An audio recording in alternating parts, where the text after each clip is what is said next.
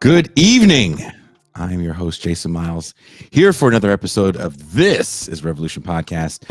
If you're new to the show, welcome. We're glad to have you here and hope you enjoy the show.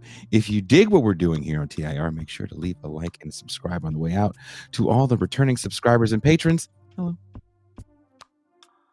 Friends, let's have some fun tonight. We have a great guest, and we're cross-streaming with my very good friend and former neighbor, the host of Give Them an Argument, author of several leather-bound books, Ben Burgess. I really should get those books reissued with leather binding. Can you imagine if Zero released a leather-bound book? I think that might be making it. That's making it more than an actual check. Yeah.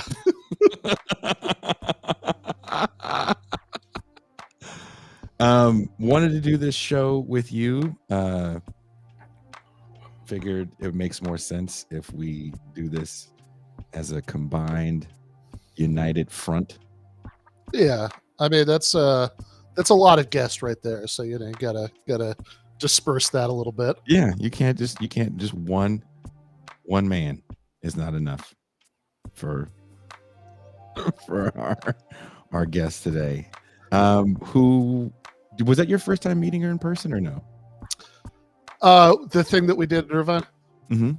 Yeah, I think it was. Yeah, I think that's right because she'd been on my show a couple of times back in like 2020, early 2021. But yeah, I think that was the first time in person. So when we did the thing, it's lost like tears in the rain since nobody was recording it. But Jason and Amber and Matt Crispin and I did a thing. Catherine Liu was moderating at UC Irvine, which was really fun. This is a good reminder that if we do stuff like that in the future, that people should like cross the country to go to it because it might not get recorded. I wanted to do this show initially, and I thought about it too last minute in LA because I know Amber's in LA, you're in LA, that you work out of a studio, and I was like, oh, let's do it live in the studio. That's usually a more fun conversation. And then I remembered your city has some of the worst traffic known to man. Yeah. I forget you definitely have to be careful. Really. You definitely want to come earlier in the day. Yeah. Or the night before or something. It would have had there's too much logistics involved. So maybe next time. I'm sure she has a lot of promo stuff that she's doing for this new book. But well, Amber, sorry, go ahead, Ben. Go ahead. Oh, no, I was just gonna say, it's like I know you're also not averse to starting to drive at like 2 a.m. So me couch is Sue couch, if it comes to it. I was trying to figure out a way to make it work, but again, I'll blame myself for that.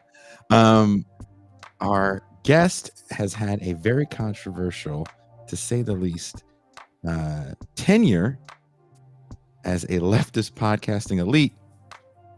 Maybe that has something to do with the hate that gets thrown her way, but reading her new book, which is a bit of memoir of not just her time in left activism circles, but it's an insider's look into a burgeoning left that not many people got to see, that starts with the Occupy Wall Street movement and then on to the Bernie Sanders presidential campaigns. Dirtbag is a thought-provoking, intelligent, funny, sexy, and at times hopefully heartwarming. Wherever you are watching or listening to this show, there are links in the description to purchase the book. This is a quote from the book. Generally speaking, I like writing about politics and I like podcasting about politics. In the right company, I even enjoy talking about politics. But actually doing politics, campaigns, protests, activism, organizing, what a fucking drag. I've done all those things. And since I'm a lifer, I know I will again. But they will always be a drag for me. It's just not my idea of fun, but I don't keep showing up for fun. Neither do I do it for a sense of identity, belonging, or camaraderie. I had friends before I had politics, and I would keep an eye on anyone in your organization who didn't. And I certainly don't do it for the warm fuzzies. I do it because I want socialism.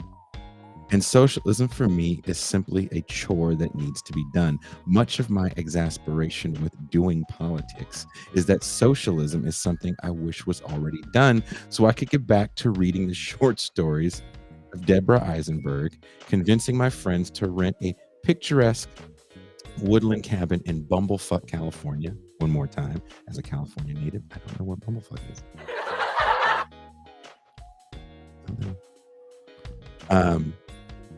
Trying to diagnose my dog's skin allergies, learning to play the Appalachian dulcimer, etc. Socialists become irrelevant to the masses when they forget that the work is intended as a means to an end. The goal isn't to be a socialist, whatever that means.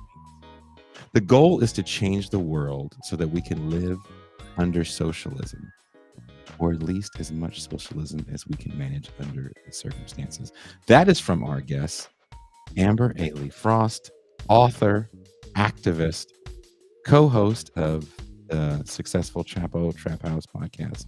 Please give them an argument, and TIR welcome to Amber.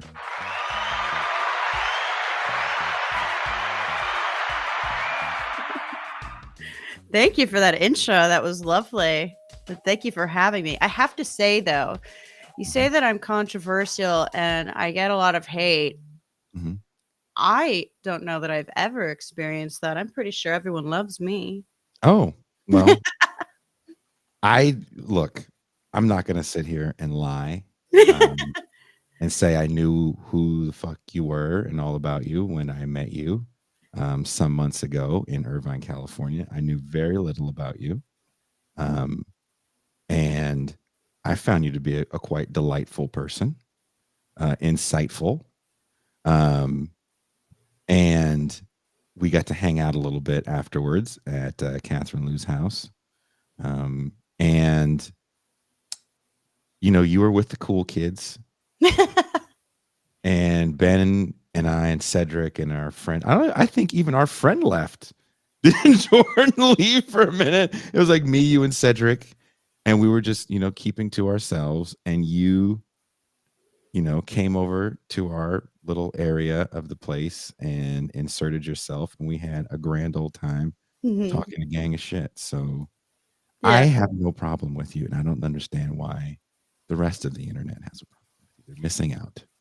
Yeah, I think if anyone of any high enough profile is going to have haters, but I gotta say, I feel like I should have a higher profile for the amount of attention people pay attention to. Like, I should be making more money if people are talking about me that much. I think I'm entitled to it.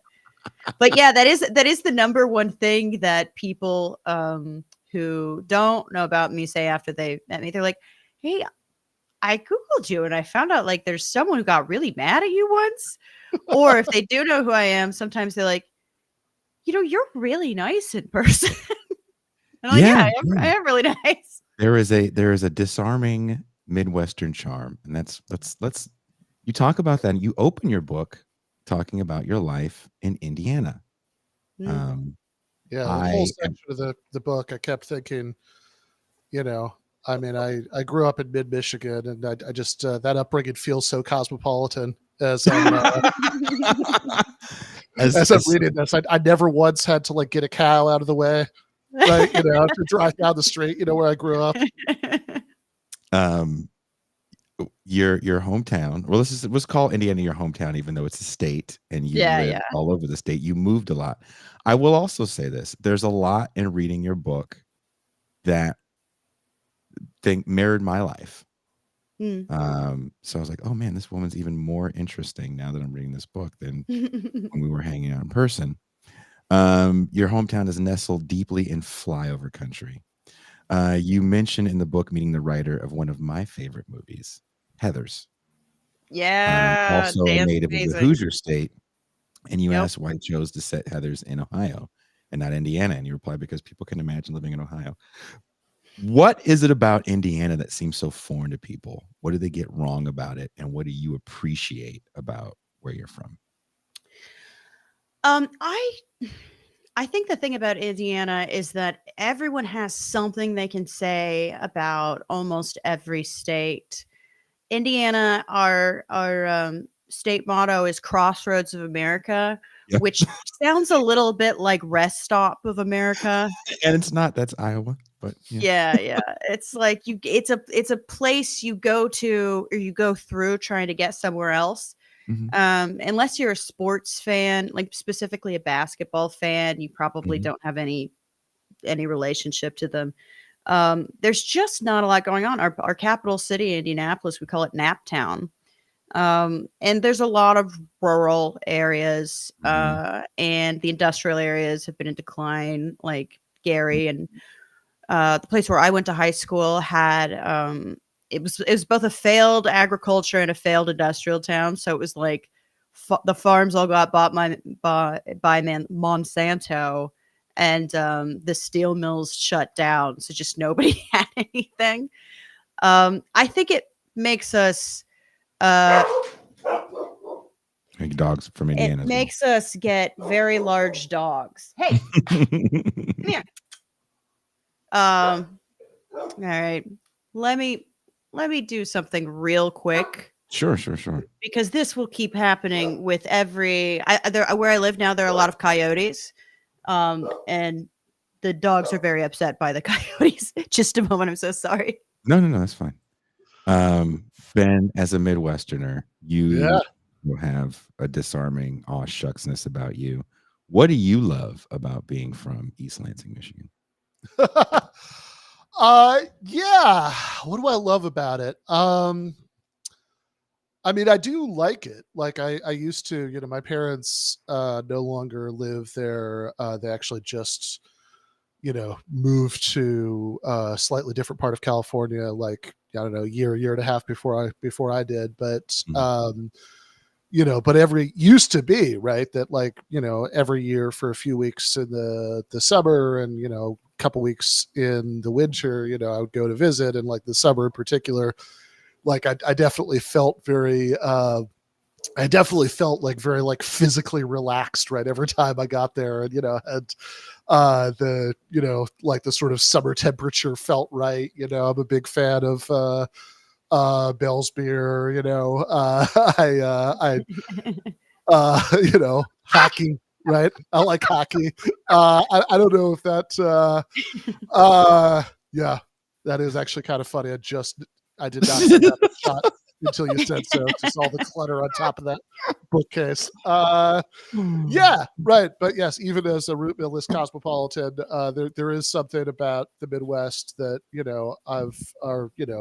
my part of the upper Midwest, right? That I've always liked. I've always liked coming back to. When I went back, I mean, there is like maybe a certain kind of groundedness. I don't want to like wax too romantic about that, but I mean, I think it is a thing. And I don't know. I mean, like, I also like the fact that, I mean, this is pretty sub-regionally specific, maybe, but like, and I know it's true of lots of other places too, but like, I don't know. I also like the fact that I came from a place where like lots of people had good jobs because of the UAW historically, and that gave them like a decent standard of living. And there was just kind of a lot of just general ambient awareness that was a thing, right? That's like a thing that like lots of people living there had used to get like a kind of decent life for themselves and their families. And, that's even though a lot of that's like declined, since I was a kid, I mean, obviously everybody's seen Roger and Me or whatever, but like, that's still, I think that, I think I probably benefited in my view of the world from like, just kind of growing up around that a little bit, in proximity to it. I don't know if any of that really answers your question though. It sounds like that your environment shaped your politics more than anything else, especially in the book. Amber, you talk about your grandparents quite a bit and how they talked about union jobs and things like that. And then, you also talk about the steel mill that was no longer a steel mill and how labor laws got reset when the steel mill got bought out. So it sounds like Indiana and East Lansing, Michigan really kind of set your guys' political trajectory into leftism, which I think a lot of people probably can't fathom. It's interesting too, because I don't know. First of all, Ben, I love that you said I don't want to romanticize it too much, which is the most Midwestern thing you could possibly say. You're basically shucks, jeez, yes, Shucks. But I don't know if you were aware of it at the time, and I was aware of like, oh, things used to be better, but it wasn't literally till I moved to New York where I was like, actually, no, it was a little bit. It was when I moved to Bloomington, like college town. That's when I sort of started to figure out. I knew that right to work was going to be bad. I knew that NAFTA has been bad, but assembling things and getting a whole picture of it, I don't think I really got together until I joined DSA, which was a very different organization back then. I don't know. What do you think? Did you get it at the time? To some extent, yeah. I mean, this is like is kind of, I think it was maybe hard to miss that some things had gotten worse, right? And that was, related to that picture about NAFTA and all of that. I mean, certainly in the case of Michigan, right? I mean, Donald Trump might not have become president if people there weren't still pissed off about that, so because like you had in like those like Malika Jabali reports after 2016 that you had all of these people, there was all this whole narrative after the 2016 election about the WWC. That was like a acronym people were using for like a few months before everybody started talking about Russia instead. That stood for, the white working class, which is a phrase that always annoyed me because it made it sound like that's a distinct entity, right? Right. From working class people of other skin tones. But but yeah, I mean, like forgetting people who voted for Trump, just like the number of people who like left their ballots blank, right? Would have, would have taken Hillary over the top. So yeah, I mean, I think I did get it to a certain extent growing up, but it's definitely yeah, I mean, definitely later. I mean, like I don't know, I can remember visiting Fred in Detroit in like the late 90s, which was like an hour and a half away from where I grew up, and like seeing a lot there that's actually gotten slightly better since then, but like was sort of like something from a dystopian science fiction movie, right? Is like like RoboCopy, right? The sort of state of like parts of the city by that point, right? So it's like that I definitely got, but this is actually good because this is something I wanted to ask about the book, right? Like that you do spend quite a bit of time talking about deindustrialization and also reindustrialization, which is something that I feel like a lot of people on the left don't necessarily spend that much time talking about or thinking about, right? So you make a big point in the book of saying, hey, people talk about this as if like offshoring of manufacturing and all of that was just sort of this this thing that happened in nature, right? That there's like some sort of physical law that's outside of anybody's control, and you just sort of have to make the best of it. And certainly like mainstream pundits have talked that way forever, but like even some leftists have kind of started talking that way. And you really forcefully kind of make the point. It's like, no, this is all sort of under human control. Yeah, I mean, I do think there's obviously we both know that there's some very major factors in that shift. One is that there just has been a decline in the industrial worker, so there's not a lot of people left to advocate for themselves. Two, the left, or whatever you want to call it, has become very college educated. I even know that I was taught like you climb up the income ladder by going to college. Joke's on me. But they have internalized this idea that whatever logistics, driving a truck, working in a factory, the hard hat jobs, construction builders, I mean, we could talk about a lot of industries, but like the traditional backbone of an industrial labor force is like passe or something. It's like, well, we still need steel. So why what brought you to the conclusion that that this is over, or that it has to be over, that there's an inevitability? It's a real narrowing of sort of ambitions. But it's also just this kind of, I don't like the word classist because it's sort of confusing to people. I think it means being, I think it's useful in some ways where people, that just means sort of like snobby. But there's this false impression that there's no one who wants those jobs, that those are sick, miserable jobs. And that's just not true. I mean, they have been historically really brutal. You know, Marx talked about the satanic mills, but there's nothing, again, that says that those have to be brutal jobs. I'm a big believer in workers having a geography that they share. I talked about this somewhere else, but, you know, I think it was Teachers Union. One of the things they wanted was a break room that the principal wasn't allowed to come into. It's something that a lot of factory workers have fought for too. You need to be next to each other. You can't really, I mean, like physically next to each other. We're not going to have a bunch of remote workers organizing. And plus, you know, the industrial worker, the logistics, manufacturing, builders, they don't have to go to college and spend tens of thousands of dollars to get those jobs. In many ways, college graduates are really disadvantaged. And by that, I mean, they're not in a good position to fight, not like, oh, poor college graduates. I think it kind of sucks for everybody, but to expect them to be, you know, to expect them to be the, I guess, what would you call it? The shock troops of socialism is highly unrealistic for a number of reasons. No, definitely. You know, and this is something that, you know, I think that people sort of sometimes hear that, and I wonder if like some of, you know, like, you know, some of the impulse towards saying, oh, it doesn't really matter what people are doing for a living, you know, we'll just sort of organize that. It's like, of course, everybody should have a union, no question, right? You know, you should support organized efforts everywhere.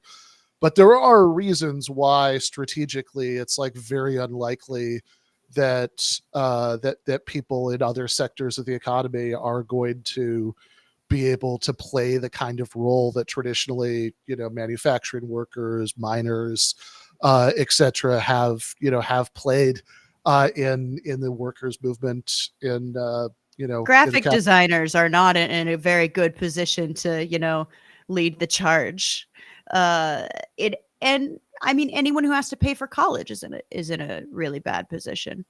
But people are just really remotely working so much now that it just seems silly to me to think that you're going to develop the kind of relationships and the sense of trust. Moreover, the gig economy, it's really, how do you organize when people have impermanent work? Well, you know, I don't know if you guys remember, but before Proposition 22 happened, when AB 5 was rolling out in California, I don't know if you were in California at this time, Amber, when AB 5 rolled out first, there was a burgeoning organization of Uber and Lyft drivers that were trying to organize against 22, and it didn't work. You know, it's to your guys' point, it's really hard to organize when we are so atomized. That being said, shifting to the next question, which is kind of a big part of your book, and that is your trifecta of leftists: masochists, pedophiles, and necrophiliacs. Right. Just spent this whole thing at the beginning talking about what a nice girl she is, and then now, I call everybody a pervert. Hey, I also said it's a sexy book as well, right? She's a little, you know, girl next door. There's a little bit of Doris Day in this. Yeah, and then there's a little bit of you know, Norma Ray. Yeah. You know, what do you want? Yeah. You want the Sally Field right now? So let's get the Doris Day. So You talk about these three types of people that you've encountered. Mm-hmm. Three types of personalities, I should say. On the pervert left, as I call them. The pervert left. Is that adjacent to the dirtbag left? No, I think we're pretty much at war.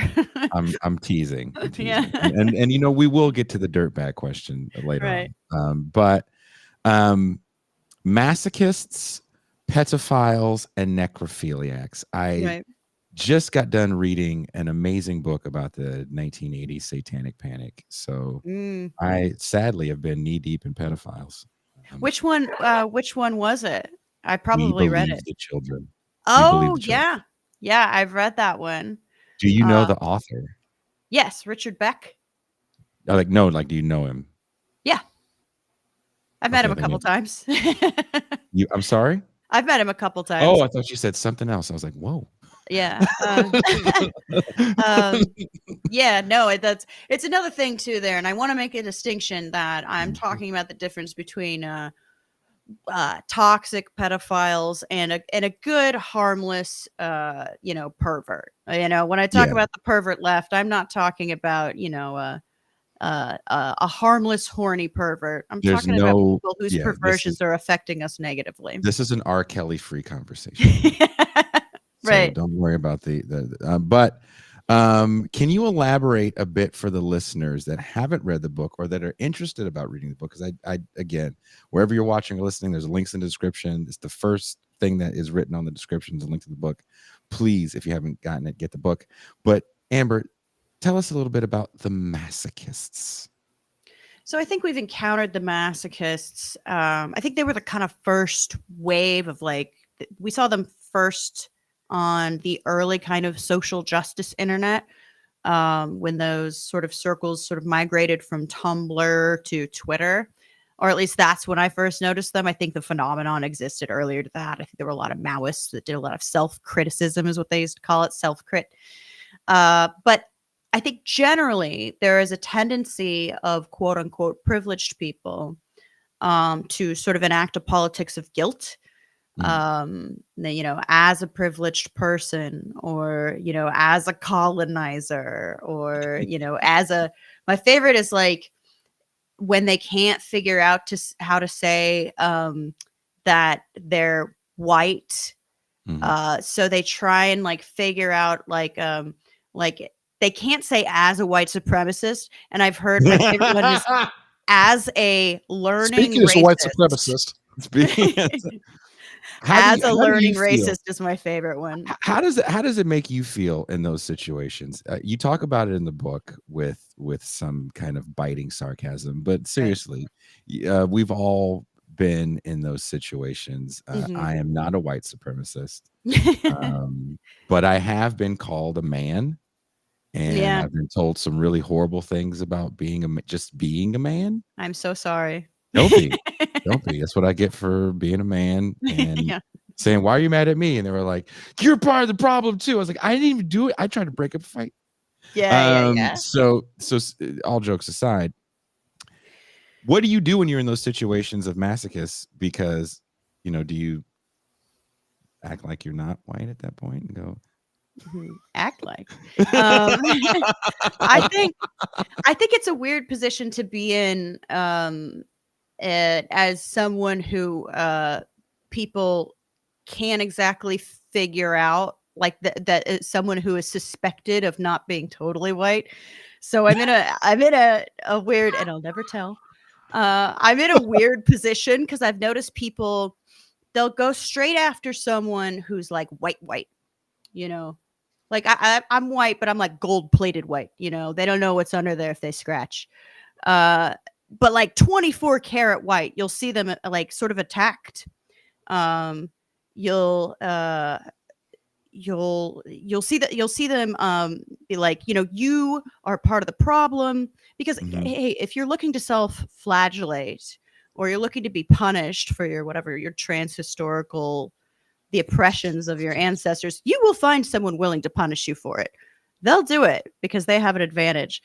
My favorite incident, though, was someone was well, I think we all need to admit that we have like internalized racism.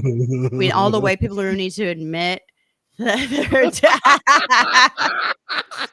well, I mean, I'll tell you, Hmongs are cool. They're Midwestern.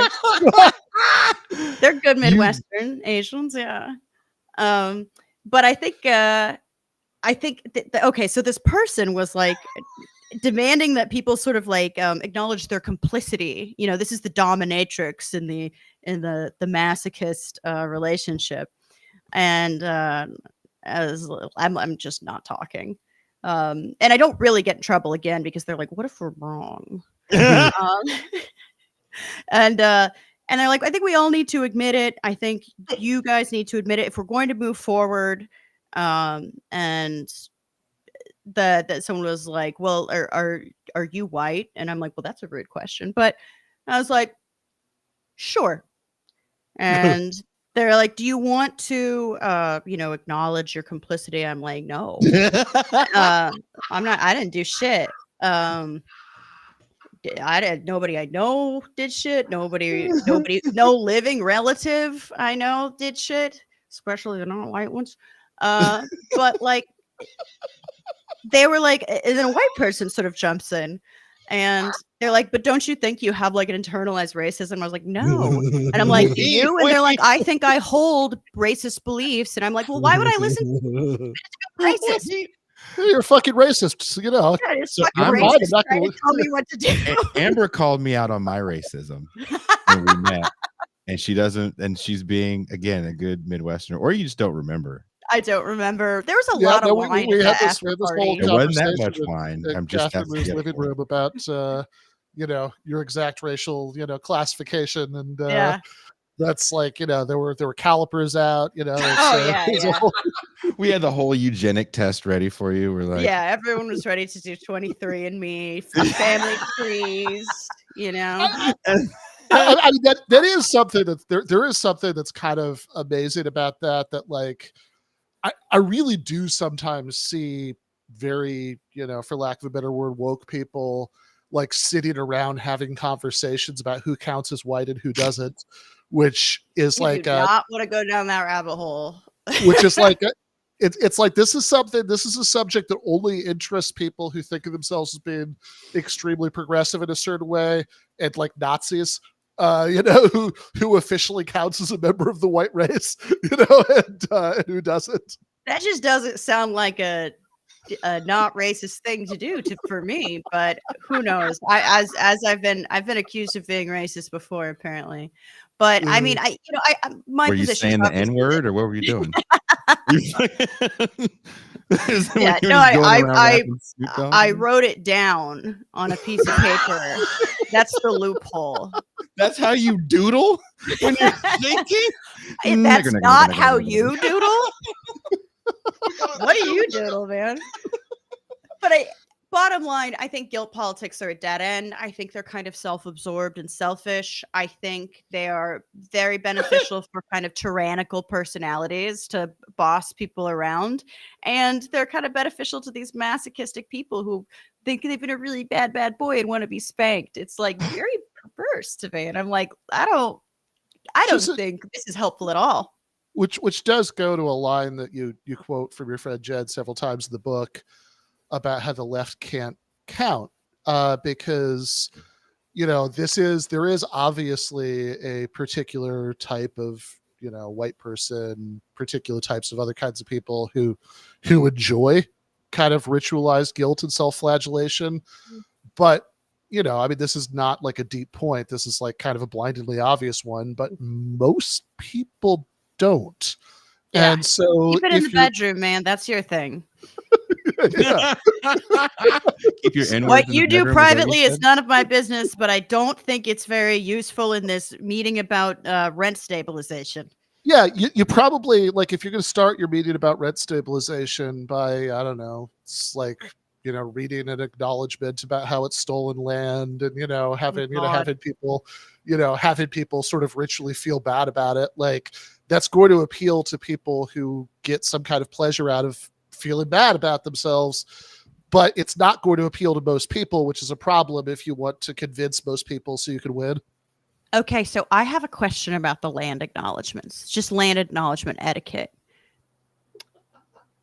Do Black people have to do a land acknowledgement? Do you want to hear Like a true American story? Black people? Do you want to hear a true story, or do you want me to joke with Absolutely, you? because this You want to is hear a fucking true story about land Yes. acknowledgements? do go on. I'll tell you the name of these people in our private chat Right, because we don't do because I have a private. feeling you might know some of these artists. I feel very confident you do. Mm-hmm. Was on the last tour I was on was with quite a woke band, Mm-hmm. and they did a land acknowledgement every night. They were the headliner. Mm-hmm. We were main support for them, right? And after a while, my band, who is not, I would call them apolitical at best. Mm-hmm. Regardless of the music that we did was all me, but they were just like, yeah, we're here to fucking rock out, right? Yeah. Didn't really get the land acknowledgement. After a while, we were all kind of like, this is kind of tarded, because they would go at the end of their acknowledgement, they wouldn't just acknowledge it. They say, if you have land and would like to give it back, I'm not making this up. I wish I could call one. I'm gonna call one of the band members up right now. They'll fucking answer the phone. And they're like, we have people in the back that'll help. They would say a word, put that together for you. Doing a tour stop in some town with the last family farmer who's keeping it together in that town. It's like, oh shit, I should give it back. All we got is this, but you can have it. And so there was other things that happened on that tour that I would definitely love to tell you about that are just so like, you gotta be fucking with me. Yeah. So did anyone? Did anyone give the No. Oh wow. And it's almost so like we would these watch things are we for watched show. the headlining. So check it. We don't have a merch cat. You know what it's like touring small. Yeah. So we played, right? And we get done. So we're fucking sitting watching the headliner set, buy our merch stuff. And we would always be like, who the fuck is the person? Because we've been traveling with these motherfuckers the whole time. Right, so who's the person? So anyway, we got to New Mexico and Albuquerque, and we were all stoked about Albuquerque because, you know, I had toured there for years with my previous band. We had hella friends coming. It was going to be a great show. We're all hella stoked. And the night before, they had got hit. Their car got hit, so we had all their gear in our fucking van, right? And their tour manager calls me to go, hey, we want to move your slot. I'm like, no. They're like, we're going to move your slot, and then the local opener needs to play your gear. We're like, no and no. Local openers have been fucking our shit up all over the country. We've had to get repairs on our shit all over the fucking world on this run. And no, we're not moving our slot because we won't be playing in front of anybody. We traveled thousands of miles. They're from here. Yeah. Fuck them. That's not how this paid shit first. Touring band gets they hand the phone to the local opener who is native, and they start yelling at me about, do I know where the fuck I am? I'm on such and such land. And I lost my shit. We were in like the last leg of the run. We had all this woke shit going on every fucking night. And I got someone yelling at me about, do I know where I am? And I said, are you literally asking a black dude right now if he knows where the fuck he is in the world? I said, you and everyone that looks like you can fuck right off. And I started throwing the headliners gear in the middle of the street, and the band grabbed me, and we went home after that. We just got off the tour, and you know what? Here's the thing. I bet that works on a lot of people, especially white people. But they're like, I'm sorry. If I apologize enough, I'll be absolved, and that'll be the same thing as doing something. But guess what? Land acknowledgements don't do anything for Native people. It just allows, like, I don't know, a few Native assholes to like to just like tyrannize the whatever fucking social situation they're in. Never been to this day. And I've been divorced. Like, I don't know if I've ever, I don't know if I've ever been that fucking angry. That is wild. That Yeah. is wild. True Also, story. it's very interesting. I don't want to get too off track here, but it's very interesting because I don't know.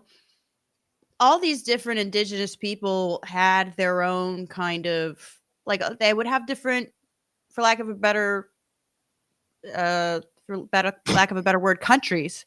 Mhm. They had different laws. They had different laws about ownership. Sometimes they were at war with each other. Sometimes there were land disputes between them. It's almost like we're getting involved in politics long since past and trying to like litigate something that was, I mean, under disagreement at the time oftentimes. But it's like, you know, it wasn't all, that's not how land ownership works. You can be against imperialism and colonialism without reducing it to the fact that, well, the Lenape had the deed to this town. Like, that's not how it works. That's not how it works. Ultimately, it does start to feel a bit like, you know, a form of blood and soil nationalism, that like people who have this ancestry have this special connection to this piece of land that nobody else doesn't, which is a thing that I generally tend to be, you know, against ideologically in other contexts. That little menorah's glowing. No comment. Yeah. The blood and soil thing also ties you into knots when it's like, do you really want like Swedish people to do land acknowledgements in Sweden? You know? Or like a recent African country with like that just had a coup. Or like, it's, you know, there's bound to be some disputes over who is in charge of that land anyway. But also, I don't know if privatizing public lands is going to be helpful either. That's my favorite, is when people are like, we should just give this big chunk of national forest to this indigenous tribe. And I'm like, that's called privatization.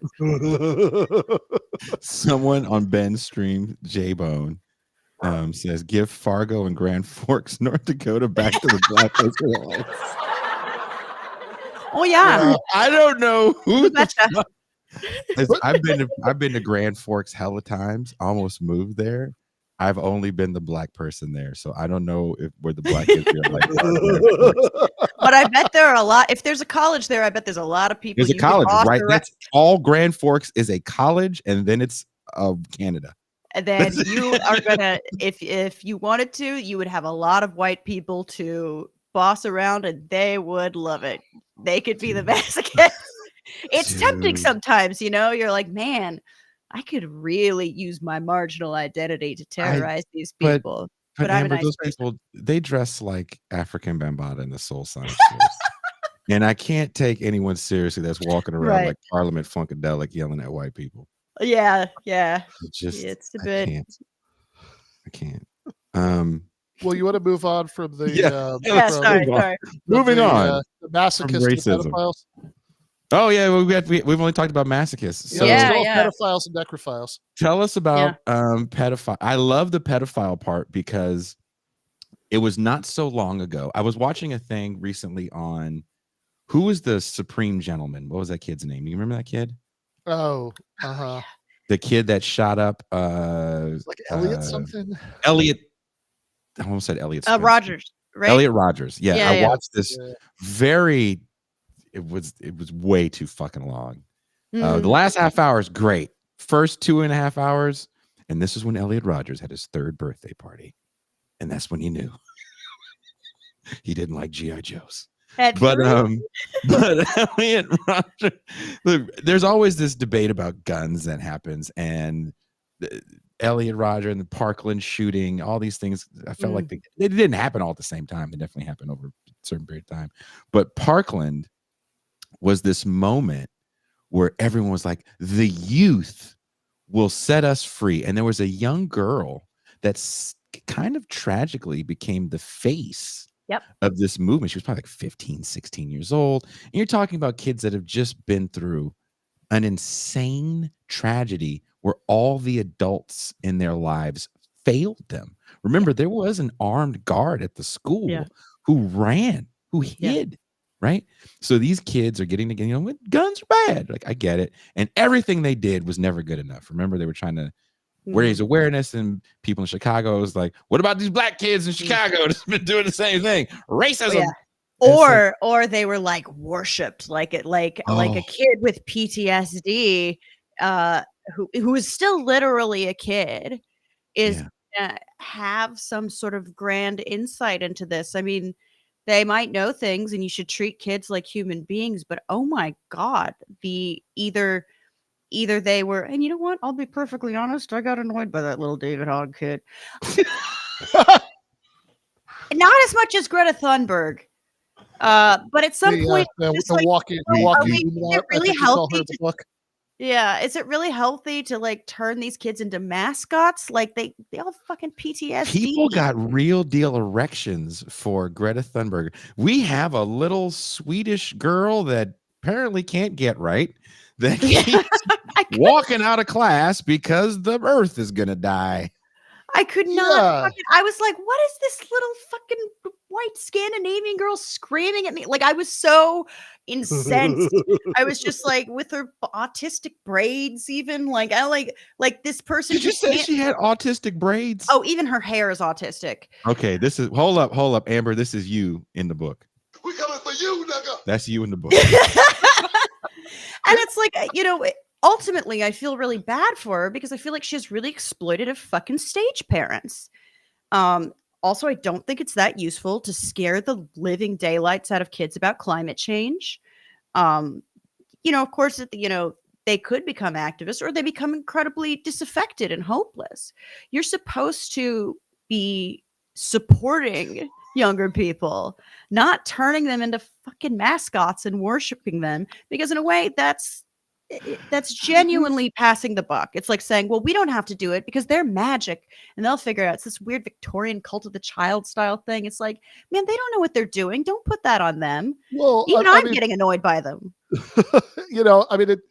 It connects back to the masochist, because if you think it's sort of generally ridiculous to think that anybody has sort of a special insight and they're just right about things because of some identity characteristic that might have made them experience bad things in their life.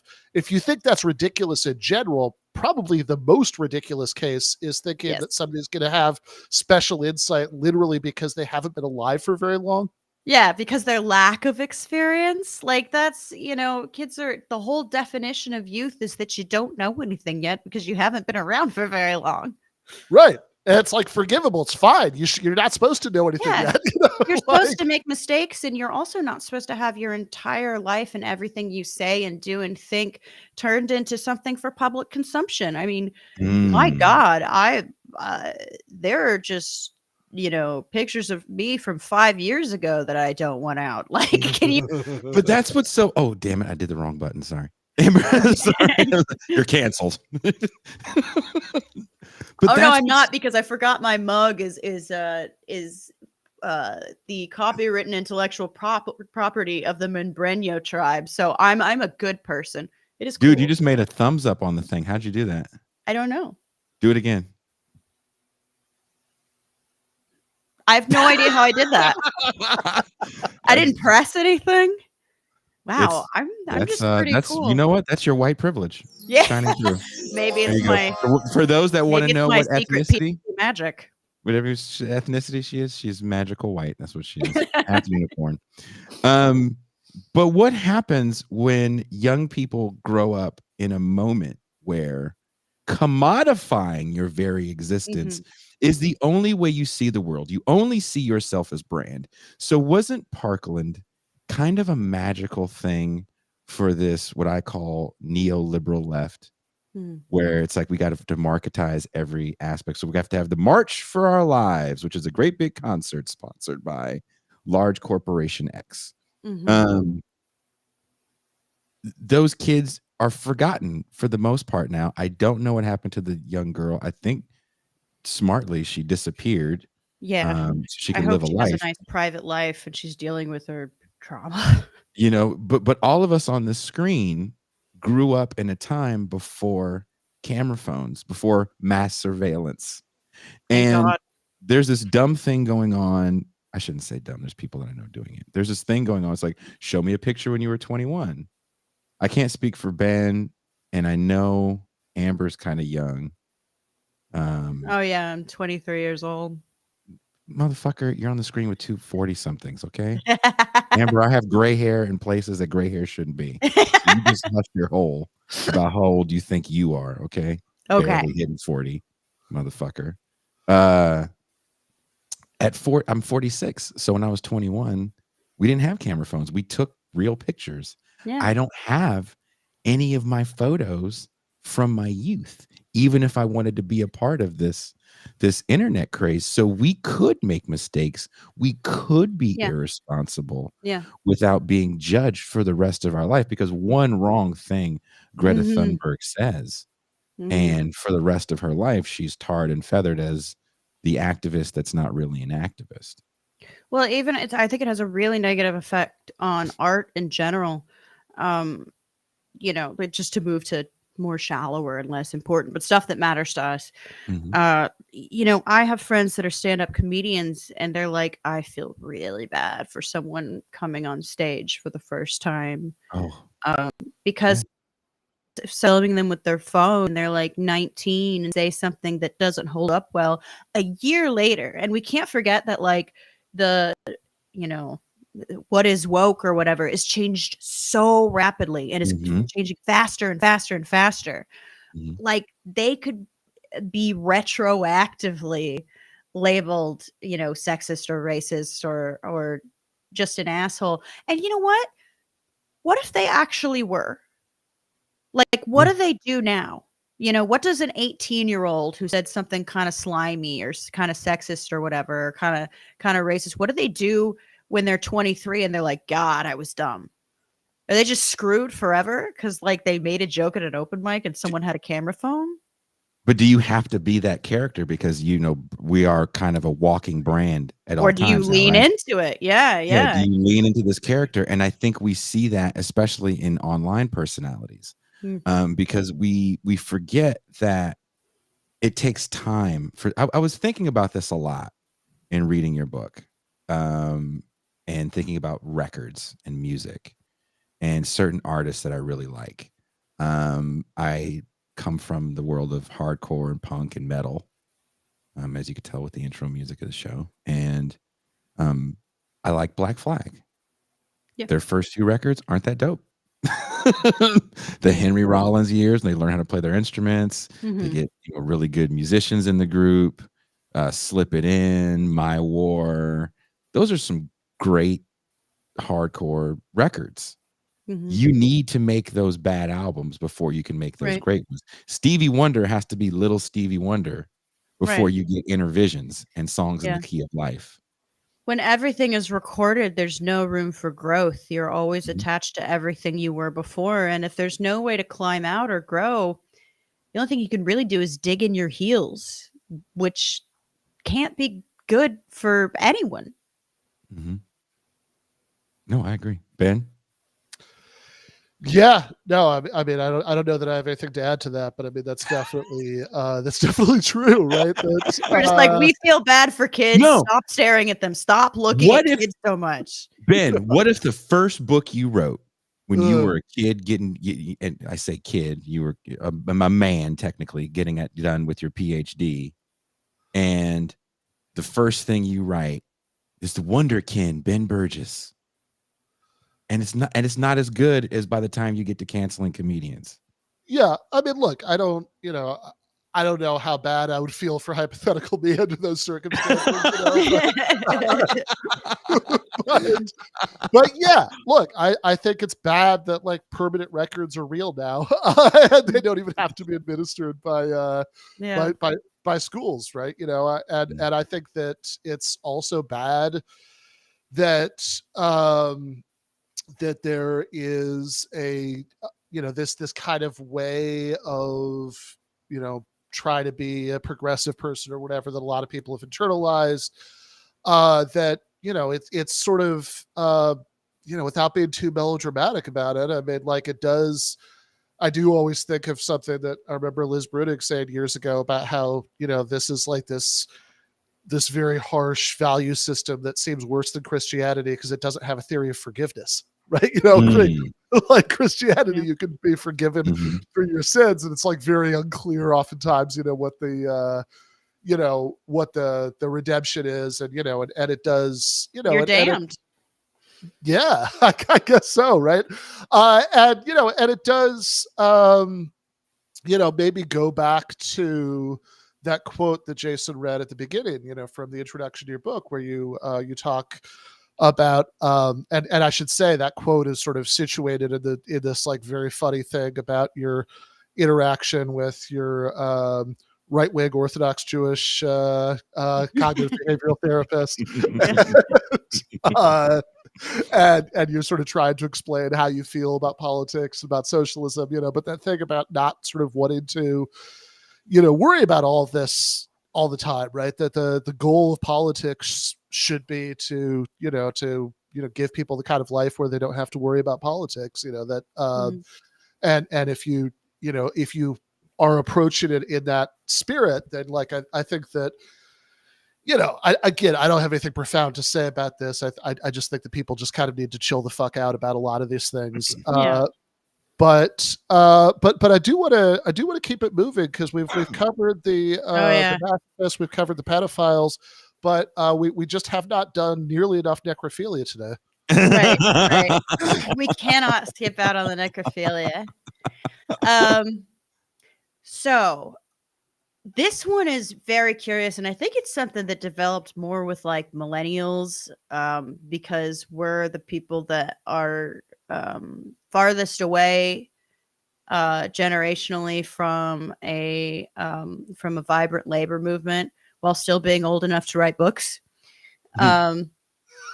It's okay the way, but there is precedent for it, right? Like Martin Luther King, not a popular guy in his day. He dies, just sanctified. Even like, Republicans love to invoke Martin Luther King. You see it sort of with indigenous people in America. Once they've been decimated and sequestered and marginalized in reservations, or just scattered across the country, then it's like, oh, the noble whatever. People like people when they're missing, when they're gone, when they're dead. Liberals tend to like people better, or when they've already lost. And I betcha, I'm putting bets on it now. At some point, there is going to be a Palestinian memorial day or whatever acknowledgement in America. After, of course, all the worst things happen to them. And I think a lot of leftists or whatever, particularly in academia, like to do that with the labor movement now. I mean, again, back to the Native American thing. It's not just that they like these people who have been absolutely, treated horrible throughout history. They don't really pay attention to actual living, like indigenous people. They're more obsessed and fixated on the genocide and the absence of people, because that's more appealing, right? It's always way easier to like someone who isn't there, because you can pretend they're a perfect little angel. So yeah, basically you want to, they kind of want to fuck the dead. Nope. I really feel. Not to put too fine a point on it. So you talk about this in the context of I guess you kind of tastefully don't say the name of the person you're talking about in the book. So I'm so tasteful. I'm talking about his book. I didn't use his name. Anybody who's interested enough could look it up in the footnotes. But I found what he was writing particularly disgusting, and also he's fine. He got tenure. He'll be cool. Yeah. I'm not too concerned. But in your critique of this person, right? You're talking about this view critique of his book. Sorry. Critique of his book. You, No. You were right on, but they're both correct. Yeah. yeah. He's a nasty person who once called me a Nazi. So Yeah. So you I'll And Amber was like this. He called her Nazi. Amber was like, Keep fucking with me.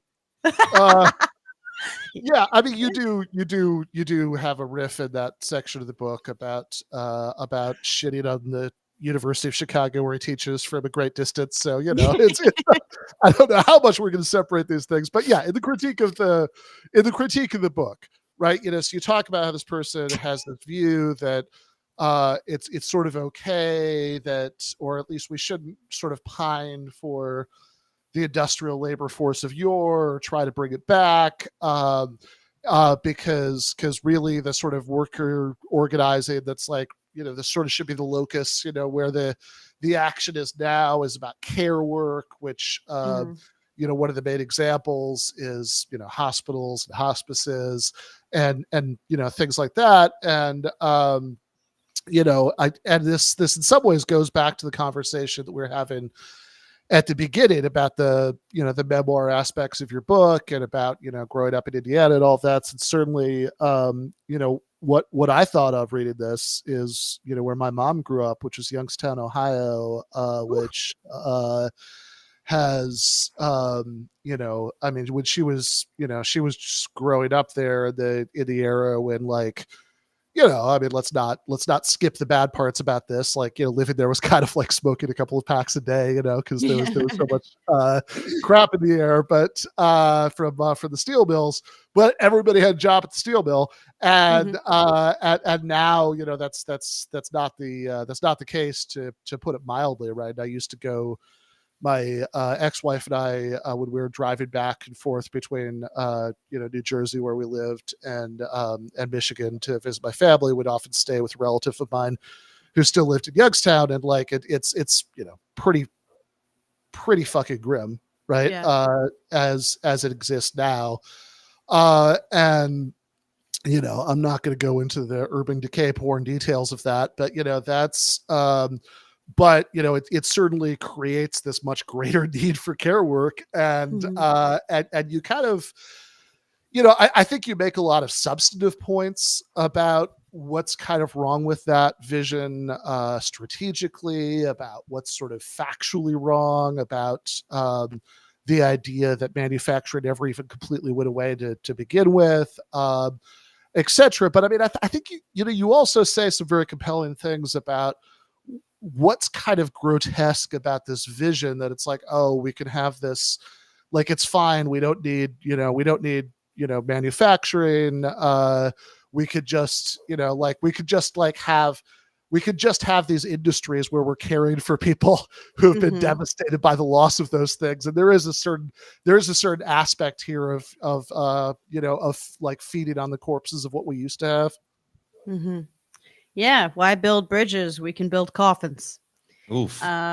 It's pretty brutal. I mean, when you look at the cover of this book too, if anyone wants to look into it, there's a factory on it with the cross of like a hospital, and that kind of set it all for me, because it's like, so we shut it down, and now we're putting all the people that suffered at the hands of the loss of those jobs and health problems as a result of those jobs too. Totally. I mean, things about, I don't overlook things like air quality or pollution. We're just going to like lock them up in there to die. And then, the future of the labor force is going to be nurses who obviously can do amazing things organizing and should have strong unions and everything. But do you know how much it costs to get a nursing degree? Like, they are in some ways very, one, it's hard to wildcat strike when you have to make sure people don't die. Yeah. Right. But also, when you're in a ton of debt, you're more scared because there's more at risk with, you losing your job. Negotiating is higher risk. You can get a journeyman's as you can train to become a carpenter coming out of jail with no money. You can have a record. You don't have to have an advanced education. You get paid for training.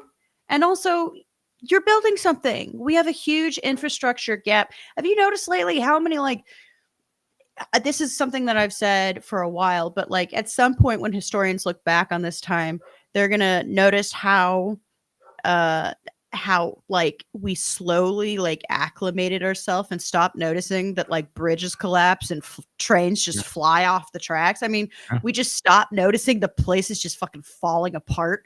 We have to build more things. And if we want to get green, or whatever that means, like if we want to actually have like, like lower the carbon in the atmosphere, like we are going to have to build more things. Like we need people who build things. It can't just be like, well, that's fine that everyone's like, miserable and sick and made unhealthy and dying by the decline of industrial manufacturing labor.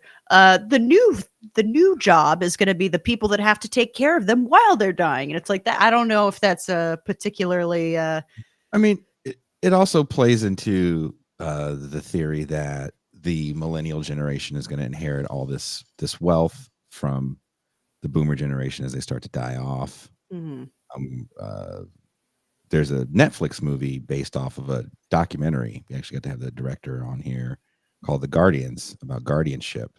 I don't know if you guys follow guardianship at all, where people in certain states, there's very, very insane laws where, if your mom fell, the doctor's like, oh, Amber's mom just can't take care of herself.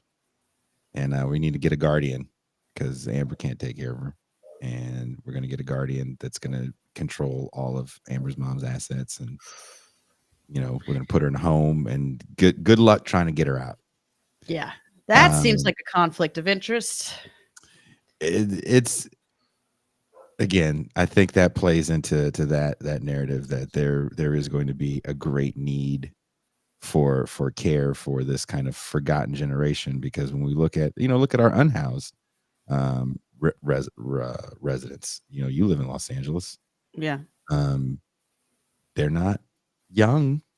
Yeah. And these are older people that they've worked out of the workforce. Yeah. And Social Security isn't enough to pay the bills. Yeah. Nomad land initially is about the elderly itinerant workforce.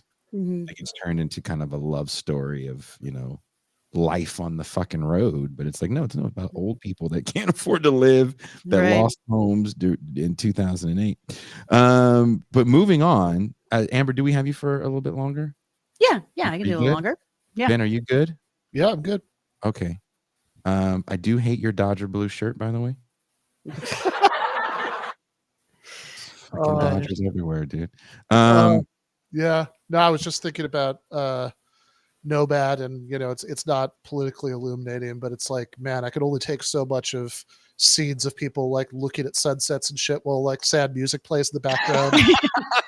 Yeah. A movie. I've never been angrier at a film than that fucking movie. But Ben, you want to get into this? Loved it. I didn't even watch it because I read I'm like, you know what? Seems a little reactionary, or it seemed mawkish. Yeah, I didn't know it existed, and Leisha Brooks told me about it. Leisha Brooks told me to watch it because I want to hear what you have to say after you watch this movie. I fucking lost my shit. Ben, you want to get on the Corbyn question? You probably well, I mean, it does kind of go with some of what we've been talking about deindustrialization, and like I think also even just now a little bit. You were talking about. Well, I guess Jason was talking about perceptions about millennials and inherited wealth and all that stuff. Since you talk about your experiences canvassing a little bit for Corbyn and the Labour Party in Britain when Corbyn was leading it, and kind of some of the ways that what was going on with the Labour Party and the successes they'd had in 2017 was being misrepresented as a matter of, they were like mobilizing, these like millennial socialist students when, that's not the story that you heard from people on the ground. But yeah, so if you just wanted to speak to that a little bit, or just kind of more generally what you got out of witnessing that that defeat, of Corbyn and that version of the Labour Party. Yeah. I mean, it was really illuminating. Like we went to Dagenham, which is had a closed, I believe, Ford plant, and heavily immigrant, very abandoned, very very big for Corbyn. But I was walking around with Matt, one of my co-hosts. I'm like, look, it's like the Midwest. It's like we're in Gary or Flint. Which really did drive home that this is kind of a global thing, is like particularly like outsourcing things from the West to developing countries. And those developing countries now have their development stifled and they can't develop their own infrastructure because it's like, well, the only jobs are for American companies that are moving there specifically because there are lower wages, and it's this whole cycle and blah, blah, blah. But I mean, to get back to the original question, yeah, it was also very similar in this way where they thought of it as a youth movement. And obviously, like, a lot of young people got really invigorated. I mean, as much as I was, talking shit on the youth, it's, one of the advantages of youth is that you have a lot of energy and you're probably not as beat down by life. And, you tend to have more time on your hands if you don't have like kids or a mortgage. So there are definitely political, in terms of organizing, advantages to being youth. But I was like, oh, there's this whole young group of people. And then I went to Canterbury, College Town or whatever, and people had been writing articles about how all these young students were going out and, registering everyone on campus to vote. And then I talked to the two people that ran like the Momentum chapter there, and they were like, well, one, the strategy was to go outside of town and to knock on doors of people who didn't usually vote, just like the Bernie campaign, to find the non-voters. And two, that entire campaign was during the summer. Or the campaign wasn't, but like that voting period was during the summer. None of the students were here. They all went home to vote. But again, I think this plays into the whole like pedophilia thing. It's like, oh, the children, they're going to, not only are they going to lead us forward, they're more liberal and forward thinking than any generation ever has been. It's like, well, first of all, the problem with that is that they grow up and you don't have them forever. So if you just lose all the time, there's nothing that's keeping them there.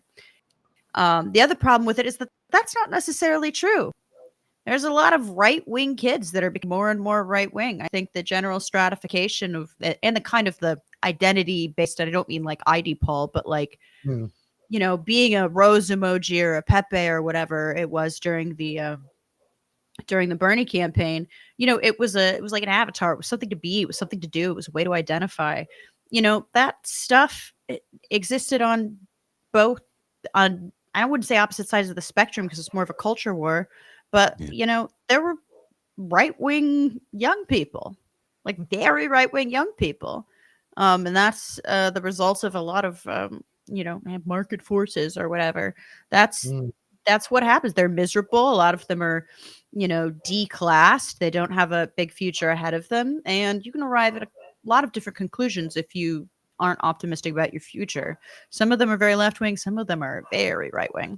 We had I had recently someone, I think Amber, Josh Citrellia. Oh, Citarella, yeah. Oh, sorry, I said his name wrong again. Oh, I'm just guessing. Actually, I don't know if I know it right. Because you're white, you said it right. That's how. White says it right. Black is whack. So. I don't. Yeah, you just tried it. That was a weird improv, but you had to rhyme it. Yeah, I had to rhyme it. You have to rhyme it. If you don't, it doesn't count. I love Josh. I love what he does. Yeah, I found him totally randomly on a YouTube video and was blown away by the research that he's done into these kind of odd ideologies. I'm a Maoist, Islamist. And it's not so much about the ideologies themselves being significant. It's the fact that so many young people are picking a boutique, a seriously weird, marginal ideology as like an identity. It's not like, oh, look at this new trend of like, anarcho-Maoism. It's like, look at what all of these, like, everyone is so atomized ideologically. They're just coming. It's like, they're designing their bedroom or something, But like they're decorating or something. It's very strange, and it's again, really interesting. I'm glad he's doing it. It's yeah. it's what like the Studs Terkel thing, but with a really sad young people generation. It's like an ethnography.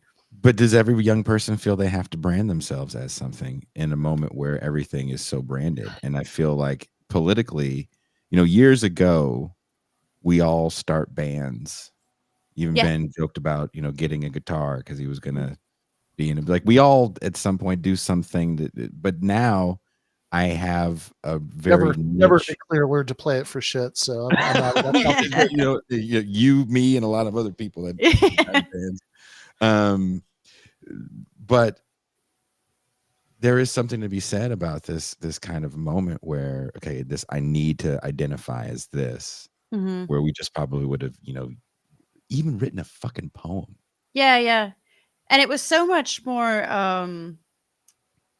we thought of it as more significant than it was, which I think is Yes. practice for, that's not, it was practice for actually drawing out distinctions as like an adult, but I just remember being like, that's mall punk. That's not real punk. It's like, that's what you should be doing at 19, not trying to parse out whether or not you're like a Maoist or whatever. You can have like general political instincts and thoughts and curiosities, but like they sort of treated it like, punk versus metal versus like, it's that kind of dynamic. It's just something to do and something to be, but not really anything to engage politically.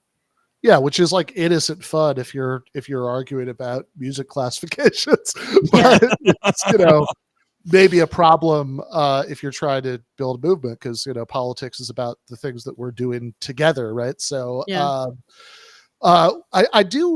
I am curious. Speaking of which, I mean, I don't know, Jason, if I'm stepping anything you wanted to get into here, but like, but you alluded to this a little bit earlier, and I just kind of wanted to make sure that this didn't get completely lost, because this is something about your story politically that kind of fascinates me. Like, all right, I joined DSA in like, I don't know, December 2015, so that was like, granted, that does make me a longer standing member than like 99% of the organization, but you joined it when it was like,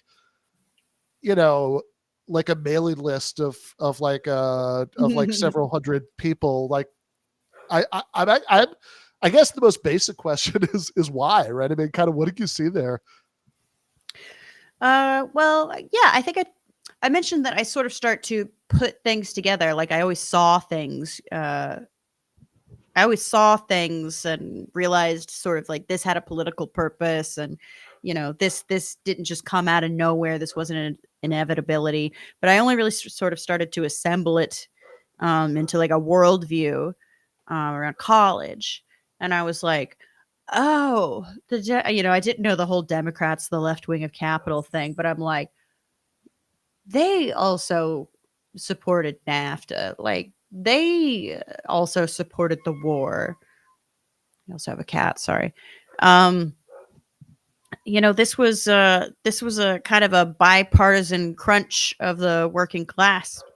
And I'm like, well, what can I look at? What can I be a part of that I knew probably wouldn't be that significant at the time, but might be one day, that, has an agenda that's similar to mine, like a political agenda. And I went through a bunch of little things online, and I think I had pretty good instincts where I'm like, that's a cult. That's a cult. Those are cosplayers. And then I'm like, this seems reasonable. And it had a bit of a pedigree too. Like it was like, okay, this has at least been around for a while. I am skeptical of things that are very new, because most of them just fizzle out. And I was like, okay, I'm not, this has room for me and what I believe, and I think I could be instrumental in this. And I'm like, hey, and who knows? maybe someday they'll become relevant. And they did, and they became so relevant that they forgot that they had to do something, and now the organization is bankrupt as of last month. See what you did? Fucking. Hey man, the way I see it is that a lot of the leadership decided I was bad at some point. I don't know if it's still the people in leadership. So the way I see it, like, that's why they went bankrupt.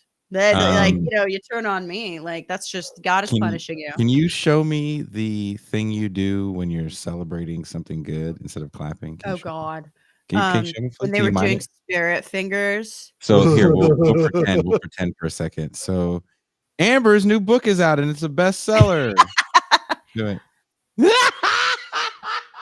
But that was like what you would do, like during meetings. It's just, like, that's so embarrassing. Amber is still artsy enough that she is on top of the jazz hand spirit fingers distinction. Did you fuck with him and do shit like this? Yeah. It was so, and the thing is, people would really defend it, especially older people that didn't want to seem old. Like, they're very scared that people say, that's again that political pedophilia thing. Mm-hmm. They were like, well, don't make, they're doing things differently, and like, let's make room for them to do things differently. And I'm like, they're doing things differently from like the common language of most of the country. That is not a movement of the people or the 99% or whatever. That is a bunch of college kids inventing a new language to determine who is in and who is out and who's reading the daily telexes on what you need to do to signify that you're on the right side of history and that you belong. If you can't do what the average fucking 42-year-old Philadelphia dad can understand or whatever, like, then what the fuck are you doing? Speak the common tongue, for Christ's sake. Like it's like Beyonce's never gonna get yeah. It's not. Is that what happens when you say the wrong thing? What happens? Can you show me what happens when you say the wrong thing? Don't act like you don't fucking know that. I forget them. I spent all of those meetings like this. Really, Daria? I'm not surprised. I was such a real. I was real. There was like, you couldn't just say like no. Mm-hmm. So that was part of it. Like, you couldn't boo. Obviously, the big thing was like, don't make noise. Because like people with sensory issues or whatever. Who like force sensitive Jedi? Oh God. Yeah, I guess so. Yeah. Also, they feel a rift in the force or whatever. Several hundred people at the DSA convention, like maybe 3 of them have some sort of extremely unusual sensory issues. Can you just like give those 3 people earplugs? What do they do at an airport? It's almost like they're yeah. If they're not full of shit, I'm sorry, you just can't participate. Like, if you don't have the capacity or the ability to do the things that people do to communicate in the real world, maybe you need to find another way to contribute. Maybe public speaking isn't going to be your thing. Make some posters, whatever. Make some spreadsheets. But if you have trouble with, public engagement in any like normal way, then maybe being in public isn't your thing. But also, they're big liars and they're full of shit. Yeah. I mean, I've got to figure most people who say things like that, like, no, and no one wanted to be like, fuck you, you're a liar. Nobody wanted to. People are so scared. That was the weird thing to me, is that people were so scared if they weren't skeptical about. So sometimes they just lacked the skepticism to be like, I think that person is full of shit. But even the ones that privately knew, they were scared of saying, of not believing. You know what? It was a little bit like Believe the Children. Like, it was like, no, we can't possibly conceive of a world where a kid would make this up after an hour being coached by a cop without their kids or without their parents. Like, no one ever lies. No one has. Why would someone lie about this? And it's like, there are all kinds of reasons people would lie. People lie about killing people. Yeah. When I think about all the times I lied about why I was late for work, Just Have you ever lie. lied to your parents? Like, look, here's a real question, and to anyone watching the show, have you ever lied to your parents when you weren't really in trouble? You know that, like, your mom asks you a question. Probably not Ben, because God damn it, I mean, you want to talk about wonderful family. Are you calling him a mama's boy? Other than his dad that never liked him, but his mom. I mean, really Jason's, Jason's Lord. met my mom. It's a very pleasant woman, but yeah, sure. Right. I mean, I'd lie to parents when I did just for like social comfort or whatever. It's like anybody who said they didn't would presumably be lying about that, right? I mean, like, or like extremely autistic. Yeah, like so autistic that you're like, that guy is telling the truth. Hitherto unknown levels of autism, but but yeah, look, I get it, right? Like, because I know, I mean, I was actually that convention where those clips were from about the spirit figures and all that. They should have been kicked out. Yeah. No, you're being disruptive. Point of privilege? Is that the point of privilege thing happens? Yeah, I just feel like you're being disruptive. If you can't handle this, leave. But no one wanted to do that because the whole thing was like, we have to be sensitive to everyone. We have to bring everyone in. It's like, no, you fucking don't. What organization brings everyone in? Even if that organization is going to benefit that person, that doesn't mean they get to be in charge of anything. Some people can't be in charge of things. By the way, Jay Sefri, that guy is in such better shape than I've ever been in. That is not the actual body type of a philosophy professor. But in any case, look, I mean, I get it, because a lot of people I know, right? I mean, look, I talked to plenty of people who were there who were definitely rolling their eyes. My best friends use spirit fingers. Yeah, exactly. But like, I get it. You don't want to you don't want to be the person being like, no, this is stupid. Like everything you just said, all those rules are stupid, whatever, because then you're starting a whole thing about it. And that's not really what you're there for. And like, you didn't, and don't, nobody. And thus that person is allowed to start the whole thing. Thus they get to run away with the meeting. Here's my favorite thing to do in a fucking meeting where someone's doing that. Here's my motion. Yeah, it's just the correct response. But I get it. Like, you become a socialist. People are so scared. They got. I'm sorry, you gotta fucking grow a pair and be like, that person's full of shit. Get him out of here. Like, I don't know if they're like a provocateur or just an asshole, but get them out of here. They're fucking shit up for everybody. We have shit to get done. The next game we're going to play at TiR is What's in People Amber's have Cup. shit to get done.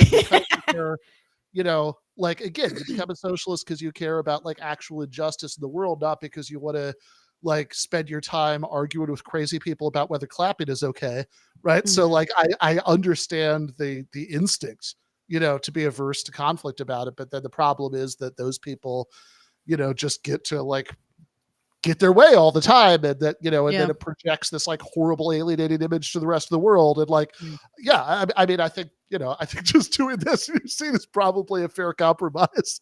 Well, you can't obviously, conflict averse is a lot of times code for being a pussy, but like there's something to the idea, and this is a stupid tough guy thing to say.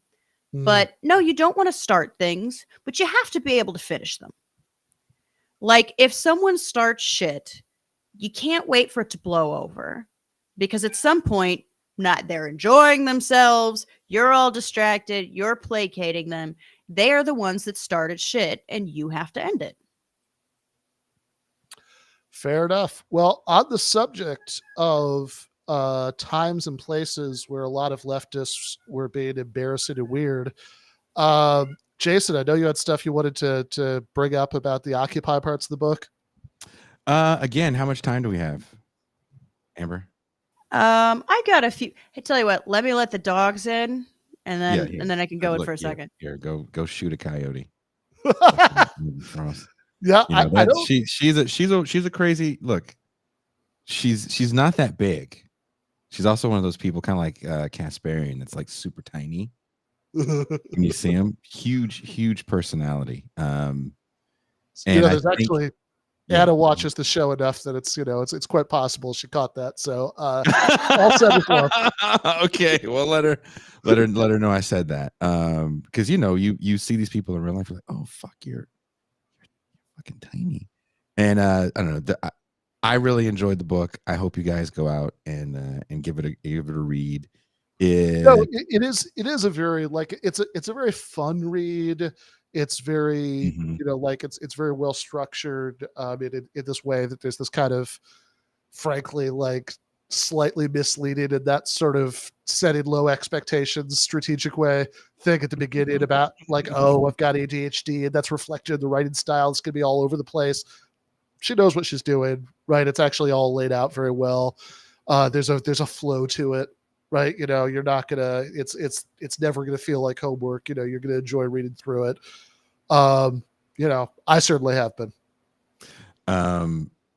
Someone's asking Amber if she can give a tutorial on coyote skinning because we really know what she's doing out there. Yeah, where the fuck does Amber live? Like out in the hills? I think I know where she lives. I'll be quiet about it, but I think good call. I think look, here's the thing. We talked about her ethnicity because I made a very rude comment about it that by the grace of God, she's forgotten. She's blaming it on wine. I don't think she had a fucking drink that night. She was stone cold sober and called me out really bad, and that's fine. She did not. I was there for this entire conversation. Yeah, she was fuking. She did nothing was in her hands other than fucking, just crushing my soul. But she fucking we were giving her shit after a while when she wanted to join the group, and it's like, well, you want to come over here in the bad side of town. Well, we got to figure out what you are so we can make fun of it for the next hour and a half.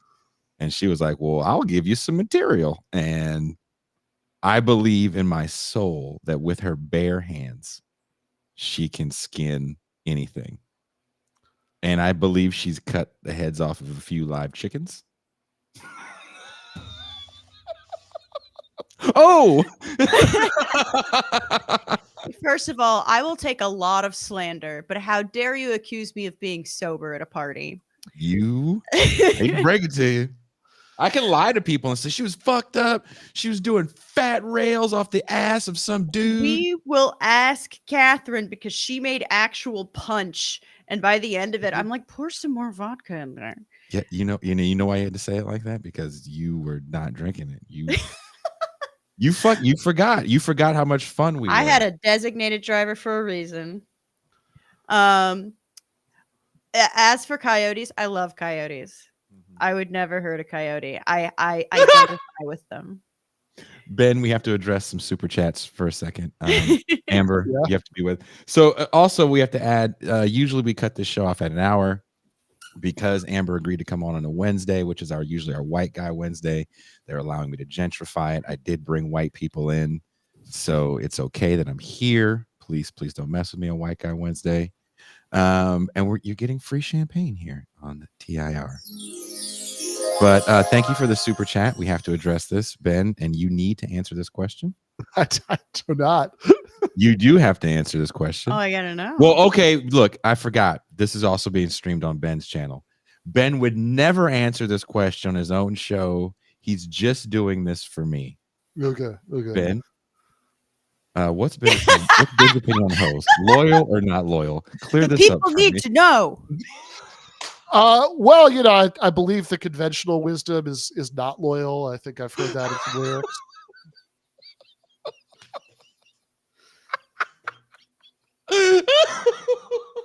That's fair. That is a fair answer. Yeah, I mean, it gets said a lot. I can't imagine it's not true. Oh, what is your take, Amber? Hoes, loyal, not loyal? I'm sorry. In my experience, they have not been. I'm not going to use that to generalize about all hoes. Right. But I've had some bad hoes in my past. Mm-hmm. Mm-hmm. Well, maybe you just haven't met the right hoe. Exactly. I've always Amber. said that. Hint. Exactly, Amber. Maybe you should come down south to Mexico. Change your whole perception. Change your whole perception. Occupy is a decade past, and a few people made careers off that moment. Some people. Okay, well, now I'm getting a drink. Hang on. Oh shit! Now she's getting a drink.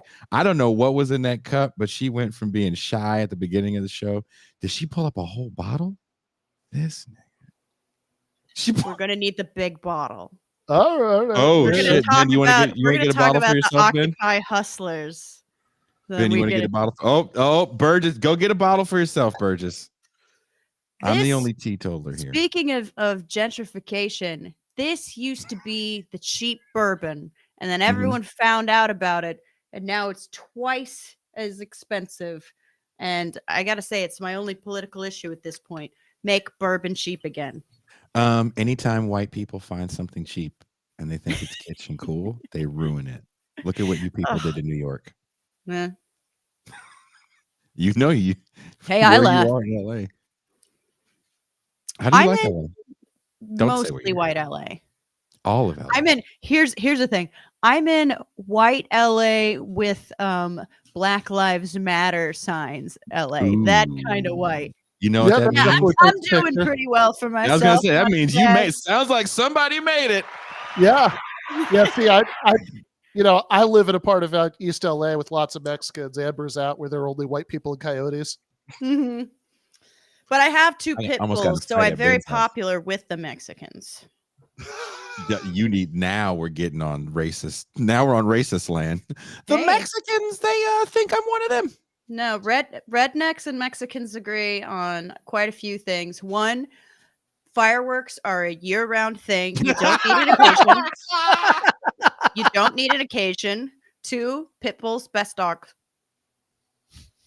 There's other stuff too, but fried foods. Focus on that. So Amber, I live in Mexico. Ben lived here. Got some bourbon for solidarity. So there we go. There we go. Clap it up. So Amber, I don't know if you know this because apparently you don't remember anything about our meeting. I remember Bay Area and Mexico. Lying. I remember it. That's mostly. I was drinking. You weren't. I had a designated driver.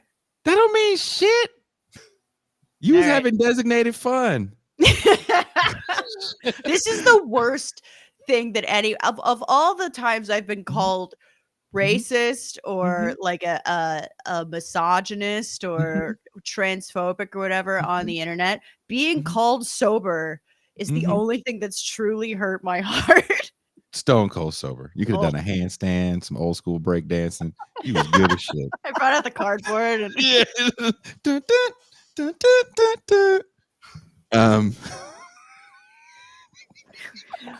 I know we're off track, but we're having such a good time. I'm having a really lovely time. I just want to make sure that whenever, because you got a lot more press to do on this book, I want you to, at the end of all your other interviews, I don't give a fuck what show you're on, be like, this is all right, but I went on this one guy's show that lives in Mexico, and that was so much fun with Ben Burgess.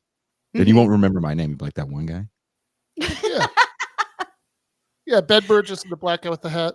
Yeah, black guy. I just remember black guy. I don't know. Jamie Foxx. I don't know who the fuck it was.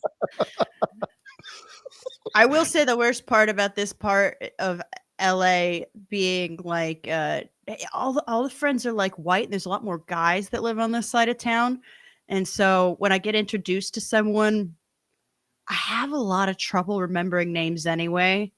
So I'm like, I'll tell my boyfriend, like, you need to make either some black friends or a guy with a really recognizable scar or like a redhead, something memorable. It can't all be this like dishwater. Get some different kinds of white mates. Maybe someone Polish. Anything for me to be able to tell them apart. you look. First of all, we have to shout out to Dizzle McFizzle. My E&J is safe from gentrification. Until white people like it, then it's we coming for you, nigga, and it's gone. So that is true. A lot of white people look the same, and Oh, we won't even get into that. That's a whole. Yeah. We gotta different- stop before I get into Fucking trouble. the sameness of white dudes in hipster areas. That's Well, why you can spot They're all Ben a anywhere. specific You can kind of spot- white too. you can Look, It's You know not where like there you were- find like a Slav or something. Like, well, they're you know all where there were a one lot of white kind. people? Hmm. Zuccotti Park. All right. Jason, go. And the ones Edward. that weren't got NGO jobs. No, let's Get a real Before we- edge. I'm gonna try to read this as I wrote it. Mhm. I haven't been drinking. I've been drinking. Well, I don't even drink. Occupy is now a decade past, and a few people made careers off that moment. Some people look at it as a beginning of a left resurgence. What do you think we should take away from that moment? Is horizontalism a dead end, or are they just doing it wrong? Okay. Obviously, you know how I feel about this, but I would like for there to. Okay, so my mama and papa took me to a lot of church growing up. Right? This is how we know you're really comfortable, because you didn't call them by their house names. My mama, my papa took me to church when I was little. I used to have to sing them songs. Our God is an awesome God. I spent a lot of time calling them grandpa and grandma and Mhm. grandpa, and then I realized that was redneck shame, and I will never do it again. I will call them to other people what I call them to them. And so sometimes very small church groups are horizontalist. Mhm. I would say the limit of horizontalism reaches a ceiling around 4 men or 6 women. Wait a minute. What if they're all together and it's 10 people?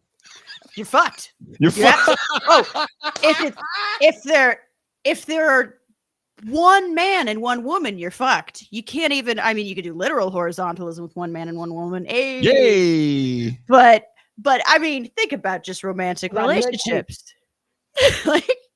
like there's no the level at which you can do it. Maybe you could organize a bake sale. Maybe.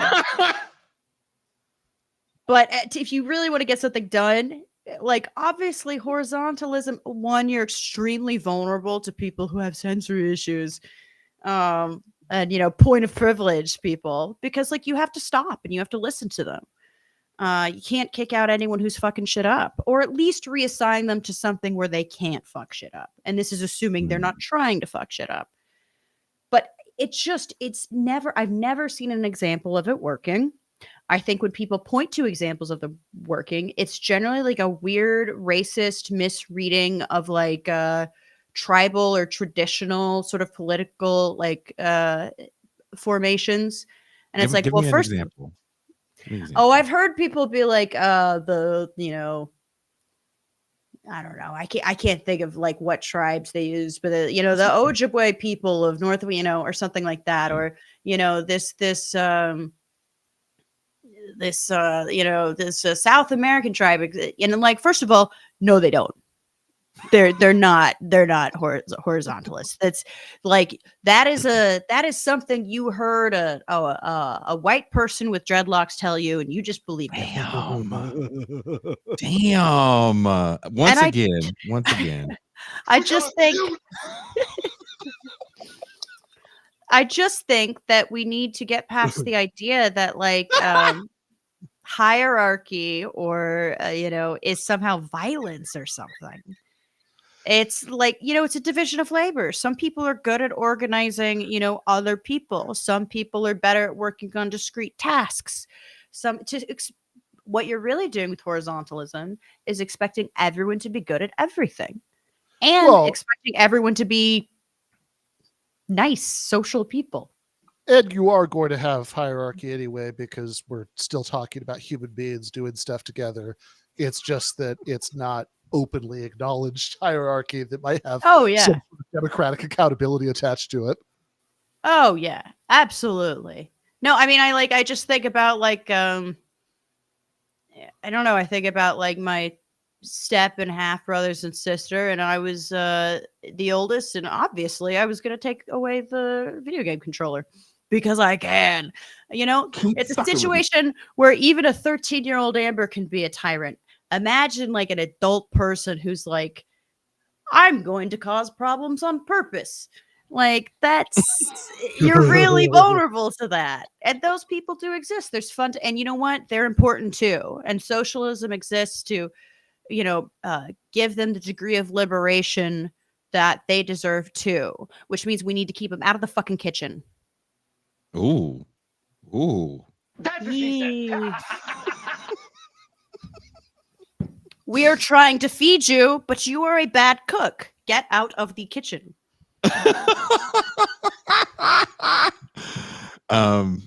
People said that this is killing it, and you have to get the wrestling drop at the end of the episode. I know you again. I know you'd ever watch this show.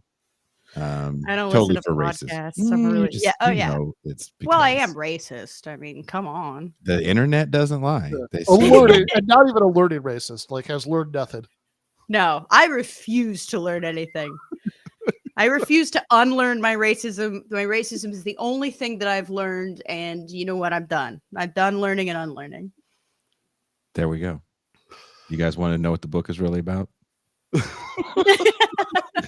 At the end, she First just said, page, N-word. yeah, and that's how it ends too. It ends, it goes, and that's why I can say the N-word.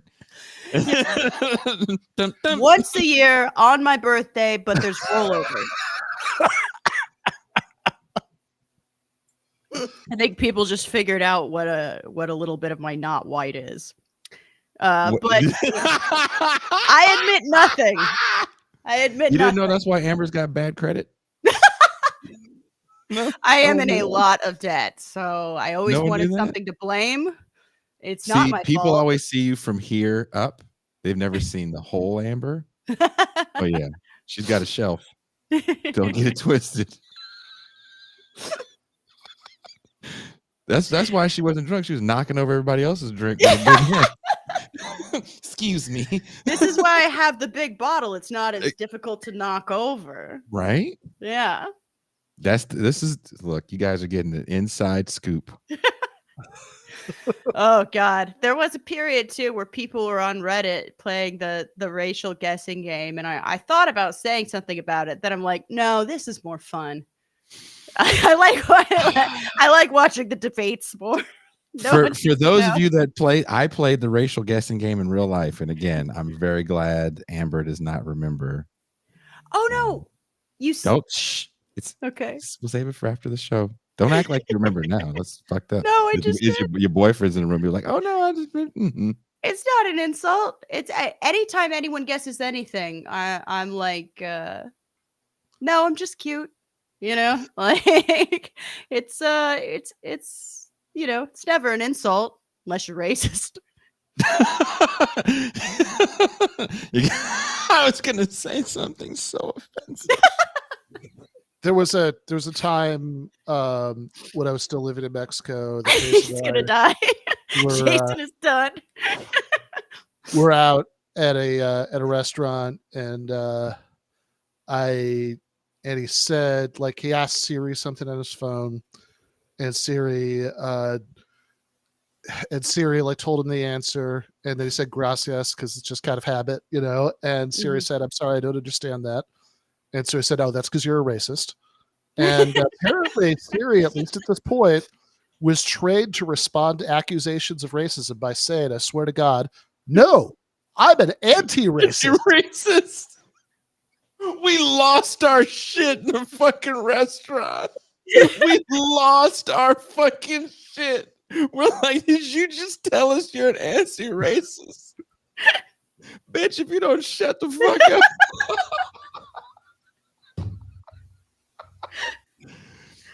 Oh, and it was at that moment. Yeah. Oh God. Oh, okay. I'm sorry. One more thing, just related to technology. My ex was like a VFX. You met my ex. You don't know the new one. I'm, lonely a lot, but never for long. There's he a story to that too. He was a VFX guy. Like, he works in video effects, and of course they started to involve AI stuff. and you communicate with chat GPT or whatever too, and you try to get a conversation out of it. And he was saying, Siri, tell me, or whatever, chat GPT, tell me a joke about an Italian. And it was like, why did the Italian go to sleep? Because he was too tired from eating spaghetti. And it's like, okay, first try. I get it. You're learning. But then he goes, tell me a joke about a black guy. And they're like, I'm sorry, you can't do that. That's racist. And here's the thing, though. Here's the thing. That means that chat GPT is white. Because black people would make jokes about black people. What they have default done is turned the technology white. That is so funny. It's not just that. It's a white man where he said, tell a joke about a man. And of course it made something like incongruous or whatever about men explaining things or whatever. And then it says, tell a joke about women. And like, I'm sorry, we can't do that. It's sexist. And it's like, that means you made a white man. Like, it can't be. It's patriarchy. Amazing. Look, yeah, hey, we live in a patriarchy. They completely painted themselves into a wall with that one. They're like, well, it can't make jokes about black people. I'm like, well, then it can't be black. Like, then it's definitely not black. But fuck you, Asian people. We should give that one a try. Start plugging stuff in. We'll try and figure out what race and gender chat GPT is. No, that's awesome. That's like chat GPT, Chinese dirty knees. Built a society with dystopian levels of economic inequality and atomization and social despair. But God damn it, all our robots feel very bad about their white male privilege. We made them white and male, and they're just so not they going to make feel jokes bad about it. We made we made AI college students. Chat GPT is a nervous white guy liberal comic. Who gets nothing but clapter.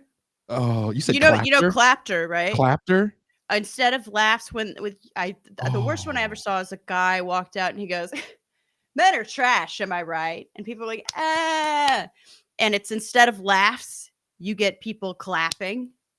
And if you get people clapping, they're saying they agree with you, but they're not saying you're funny. Ooh. Wah, wah, wah, wah. Yeah. Speaking of laughter, when are we going to go to the Comedy Store again, Ben?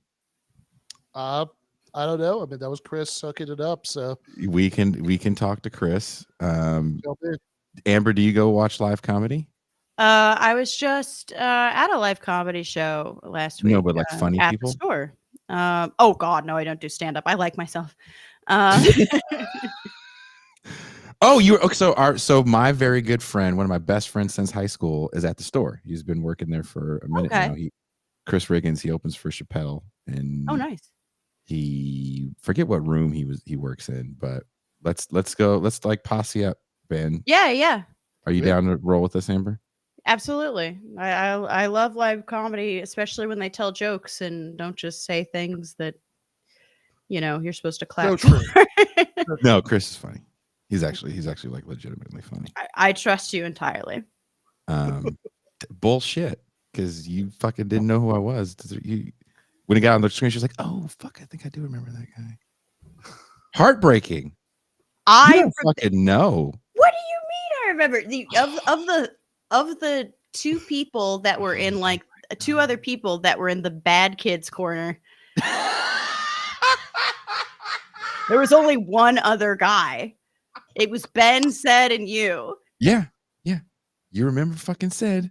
You remember fucking Ben. I've been friends with. I've hung out with Ced multiple times. I've hung out with him multiple times. Yeah. I don't care. You know what? We hang out without you, and we talk about how uncool you are. I wouldn't doubt any of that. Ced's a hater. Now everybody knows. Cedric Johnson is Cedric Johnson. If you're watching the show right now, don't fucking send me no text messages. You're a bona fide hater. Taking up all the white women like that. By the way, do you want one racist joke before we go? Dude, we were telling so many racist jokes that night because I was telling you to hook me I up with a know. white woman with a long butt. Oh God. All right, I got one for you. So, Cedric's book. Come on, shut up. Because Cedric's book is The Panthers Won't Save Us, and it got some reviews crowdsourced from including that writer that I wrote about, who I called a necrophiliac, where they said, leave it to a white guy to have criticisms of the Panthers. And my friend said, okay, that's a weird assumption. I could see, like, maybe Especially you if his name Googled a is picture Cedric. and didn't look hard. Yes. And she said, plus, you ate up my punchline. But it says, plus, his name is Cedric Johnson. She's like, that is a throw away the resume name. In academia, it's a keep the resume. But, in a regular job, it's like, He's got a throw away the resume name. You would think he was angrier when you see that name, like, oh, Cedric. Yeah, Cedric. You would think he was way older too. Yeah. That's like a 90-year-old black man name. He's all cool, comes in with tattoos. Hey, Yeah. hey, everybody, hey. Fuck you, Cedric, hating on me. It was Damn. great. There were like just a rash of people saying, "Thou dare this white man!" And it's like Cedric Johnson. The worst is when Cedric Johnson gets confused for the other Cedric Johnson, who's also an academic. Oh, that maybe is what happened. And he gets confused with Cedric Robinson. Okay, that's gotta hurt. And wrote a book that none of us like. Yeah. That is, yeah. And now we know he's a hater. Yeah. Everybody send him a message and say, hey, Cedric, we heard you were hating on Jay when he wasn't around. Make sure he could never have his Kim Kardashian, Kanye West dream couple with Amber Ailey Frost. Yeah. It fucked up, man. That's all I wanted. Just want to walk around with a mask on, talk shit. Yeah, obviously. Right? What else is there? That's all. That's all. Okay. On that note. Yeah. We're coming After to an end on a racist joke that I stole. It's even worse is I stole this racist joke from a more racist person. Yeah. Oh, she's Asian, so she's the most racist. Is it our mutual Asian friend? No. No. You're like, no, Asian. I know other Asians. Yeah, not to brag. I know quite a few Asians. I don't know if you know this, but they think I'm one of theirs. It happens. Again, it's flattering. They think I'm a fair skin winner. So sometimes though, if they're older, that makes them really angry at me. Oh. Yeah, because they're like, why don't you speak Korean? You're like, I don't know, because I'm fucking not. Yeah, they're like, you betrayed the ancestors. I'm like, I don't know what to do. You got to hang out with me and Catherine one of these days where she took me out. Well, I'll talk about that off air. Yeah. All right, last question.